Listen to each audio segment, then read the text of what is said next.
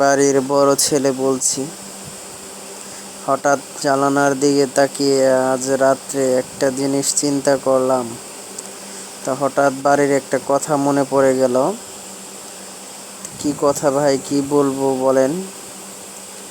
অনেক দিন পর, দীর্ঘ 2 বছর পর আমি মার হাতের রান্না খেলাম। আমার মা জীবিত আছে, বাবাও জীবিত আছে।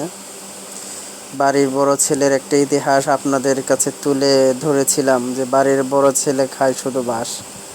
তো সেই ইতিহাস থেকে বলা ভাই, তো অনেক 2 বছর পর মার হাতের রান্না খেলাম। 2 বছর আগে মার হাতের রান্না খেয়েছিলাম, আর আজকে হঠাৎ মা আমারই তরকারি, আমারই সব, তো মা রান্না করে দিল। তো খেয়ে ভাই আগের মতো মজা লাগলো না। কেন জানি মার হাতের রান্নাটা খেলাম, রুই মাছ আর আলু দিয়ে, রুই মাছের ডিম দিয়ে ভাজি। তো ভালো লাগলো না, কেন যেন ভালো লাগলো না, বুঝতে পারলাম না। আর আগে আমি বউর হাতের রান্না বাদ দিয়ে মার হাতের রান্না খেতাম, তো ভালো লাগলো না। ভাতগুলা খাই আর মনে করলাম সেই কথাটা, আবার আজকেও মনে পড়ে গেল আমার। তার মূল কারণ হচ্ছে যে কেন ভালো লাগলো না, 2 বছর আগে আমি ভিন্ন হয়ে গেছি। তারও আগে 2.5 বছর 3 বছর হয়ে যায় আমি বাপ মা থেকে আলাদা, তারা আমার ভিন্ন করে দিয়েছে। তো হঠাৎ আমি একদিন 2 বছর আগে মা রান্না করেছে, আমিও আমার বউ রান্না করেছে, তো মার হাতের রান্না খাবো বলে মার ঘরে থেকে তরকারি নিয়ে এসে খাইলাম।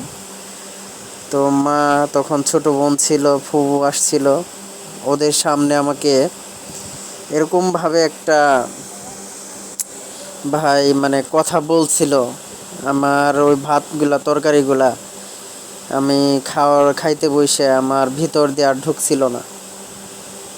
যে মানে কথাটা আমার মা আমার অন্তরে গাঁথে, যে মা বাবা যে আপন ভাই, আপন হয়ে কিভাবে যে আমার একটা কথা বলছিল, আমার অন্তরটা মানে পুড়তে পুড়তে গেছিল ভাই। আর আমি কিছু বলতে পারছিলাম না। কথাটা আমার কলজাটাকে নাড়া দিয়ে যায়। বলছিল যে আমার ঘরে এই খাসটা অমুক তমুক।